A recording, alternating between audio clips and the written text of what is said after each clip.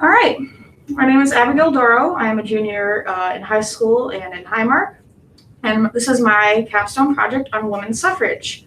I have over 140 plus hours, and I still have yet more to log. So, the driving and sustainability questions of this project is how is the progression of women's suffrage impacted today's society? And the sustainability questions are what exactly is women's suffrage? How has it impacted our future and our current lives? And how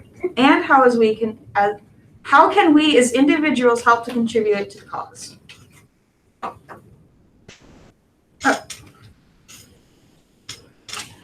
The continuation of the previous slide. So the main point of women's suffrage is to allow women the right to vote, also known as the 19th Amendment. So even though it is fully legal for women in the U.S. to vote in all 50 states, it's not the same thing around the world. A lot of countries, only 198 countries out of, I'm not 100% sure how many countries there actually are in the world, only allow women to vote. So there are many different reasons on why this is happening, but the most common reasons are towards the following, is that it opposes religious followings and practices, goes against men's feelings of superiority, leads to the following opportunities to get jobs, educations, and other roles, which is another kind of basis of the previous one. And the opposing gender is also seen as unequal in physical appearance, which is another determination on why women are less superior than men, because in their eyes, our bodies are misshapen and don't look like a man, and that's just another contribution. So the picture over there is the Saudi Arabian lady who had just casted her first polling center in 2015, which was the final year that Saudi Arabia actually started calling into the 19th Amendment. So they just started voting not too long ago.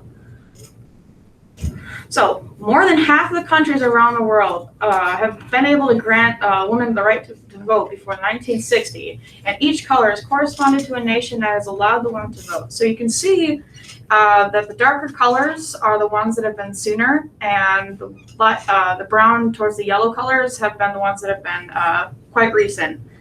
Fortunately for us, from 1901 to 1925, America was able to vote. It was actually in 1920 when we were finally officially able to vote. But you can see in countries of Africa and even Canada, they're towards in the yellow zone from 1951 to 2020, which is quite recent. What is women's suffrage amendment? So the movement was still currently and was before a decades-long fight to win for the right for women to vote around the world. So on August 18th, 1920, women's suffrage movement, also known as the 19th Amendment, was finally passed, finally granting women the right to vote. Hold on. The 19th Amendment states that the right of citizens in the U.S. to vote shall not be denied or abridged by the U.S. or in any state on the account of sexual preferences, race, gender, or equality. Right here in the photo, you can see actually this was taken on October 18th, 1918, where President Woodrow Wilson was currently giving a speech, and women were picketing against a post office right here while he was giving the speech for the right to vote. So what began the movement for inspiration and people? So the campaign and movement of women's suffrage rights, it actually started long before the 1920s, actually starting as early as the 1820s to 1830s, before the Civil War had even begun. This was the reason why is because white men at the time were superiority even towards other men, like different races, like African American or just different ethnicities in general. So this was already starting to spark causes in why women should vote, because being a woman and being of a different race was a step below than a man being the different race, and then at the very top of the peak was white males. So at the same time, though, in the fight for equality amongst people of religion, race, and sexuality was already underway, and women as a general had the biggest part to play into it. And as you can see here, that young French feminists protest and picket posters would state that women want to vote. This photo was taken in 1932. So because of all this rioting, how did society and just communities in general across the world react to the movement of suffrage?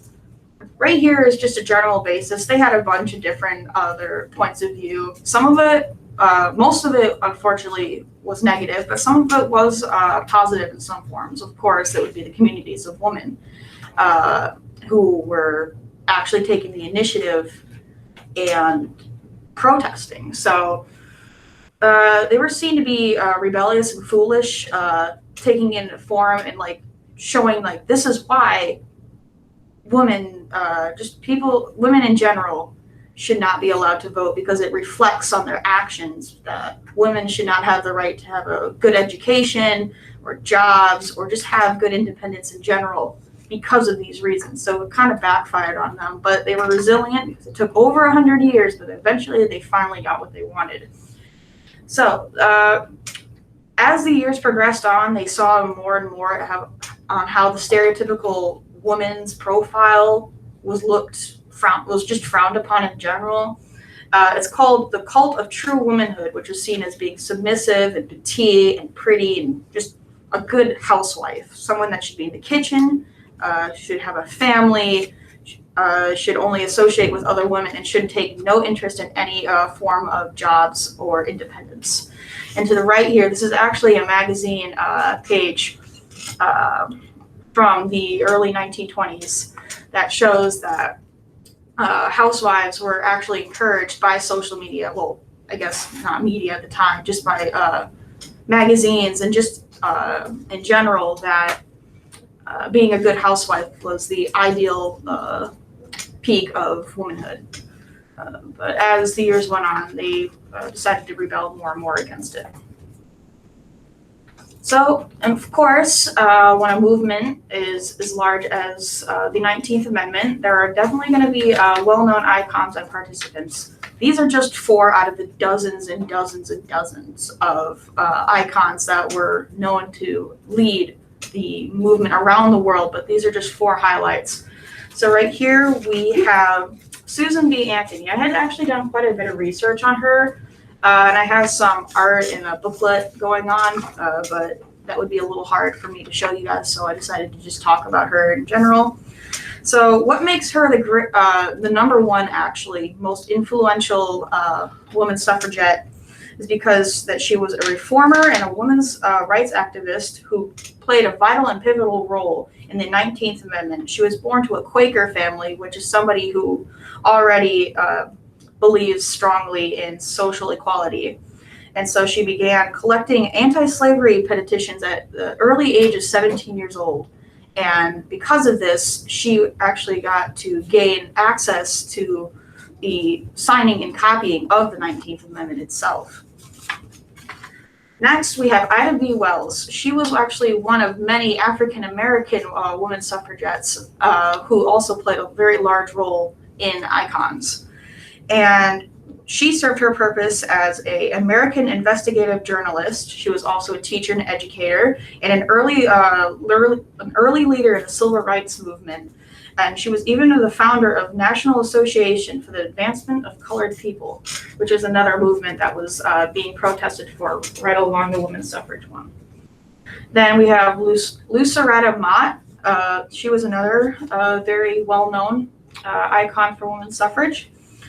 She served her purpose as an American Quaker, just as Susan B. Anthony was. She was an abolitionist. She was a women's rights activist and a social reformer. And she was actually the founder, like the sole founder and creator of the idea that reforming the position of women in society was amongst the women excluded from the World Anti-Slavery Convention in 1820. So she was there protesting, and she was amongst one of the ladies in the crowd that was shut down by men, of course, who were against the ladies picketing for free vote. So she took that upon herself and decided to become one of the most iconic leaders in women's suffrage history. And the last one, of course, is Elizabeth C. Stanton.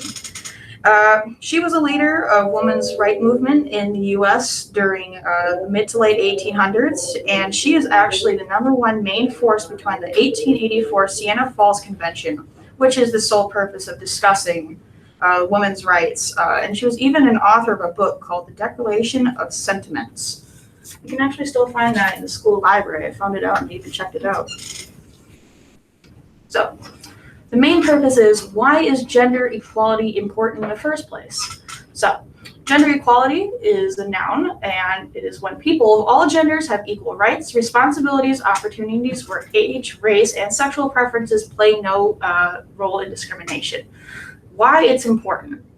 Gender equality prevents violence against women of all ages and races across the globe because, unfortunately, in different countries, men play superior roles in everything, from Saudi Arabia to the Vatican Republic, all the way until Rome. This is just a generally large and widely looked down upon problem. So it's essential for economy is success, I can't say the word, and progression. It's also shown by studies in the early 2000s by proof that societies that value and support gender equality lead safer and healthier lives. So, gender equality is a human right. It is not a privilege. It is not something that needs to be earned or gained by trust or hard work or dedication. It is something that somebody should get the moment they are born. Now, what are the pros and cons of women's suffrage? Even though women's suffrage is a highly advanced and looked upon movement that I believe that everybody should look and progress towards, there are cons, unfortunately, but at the moment we're going to focus on the pros. So women across the globe have just as much right to vote as men should. Their votes have already been introduced to 198 countries around the world and have been legalized as well. And continuing are at the exact same time. It encourages women across the world to strive for better opportunities, like a better education, job opportunities, divorce even. I know it sounds a little grim, but if you're in an abusive relationship and you're not taking the independence that is needed to get out of that unhealthy relationship, being able to vote and follow the 19th Amendment can give women the encouragement to actually get out and stand up for themselves and lead independent lives. But the cons to this, unfortunately, go against cultural views and beliefs around the world. Like in Afghanistan, it is believed that men have 100% pure superiority to women in any shape, way, and form. So going against the religion would definitely be just a big problem in general. And there's nothing we can do about it at the moment, since it is a belief and not like, it is a decision, but it's also a belief. It's something that their entire lives have been dedicated around. So it would be very hard for them to change it, but that does not mean we're not trying. Some believe that women should find no interest in politics around the world and wouldn't find them to be a proper career choice for them in the future, because apparently politics is a manly job and something that only men should focus towards, and that women have no right and place in order to learn it because it's just not their future. Violent tactics in the past that women have actually done upon for women's suffrage picketing have shown that women could be irresponsible. But at the same time, though, men are irresponsible too. We're both genders, well, any gender, all diverse genders make mistakes. So why should women be discriminated towards it more than men? That's another problem with gender equality. And some men can't vote back then and still now. So why shouldn't women vote in the first place? Like disabled men and some men of different races, sexuality preferences, and cultures are not allowed to vote. So why should the women of those exact same topics I just listed, why should they be able to vote? So now what is the difference between gender equality and gender equity? So the main difference between gender equality and gender equity is that gender equity stands for the treatment of being fair to both men and women, and not just one but two genders. So as you can see here, that the picture to my left shows that the difference between equality and equity. So if you give somebody equality, that means that they're being granted only to women that they have equal access to education, politics, job opportunities, and any other right that men have. But if you give everybody that exact same right to only women, or only a certain race or gender profile or any sort of form, you might not get the exact same results. As you can see here, like the person in equality, when you give them the exact same leverage, some of them might not be able to see past the barrier. But if you make accommodations and treat everybody a little bit more privileged than the less, then you actually get the same needed results towards making to break the barrier. So because equality means sameness and equity means fairness. Sources of information I have yet to cite because I have so many and I wanted to put them in at the exact same time and not just have chunks and bits and pieces everywhere. So I've got to put those in. And thank you for listening. Any questions?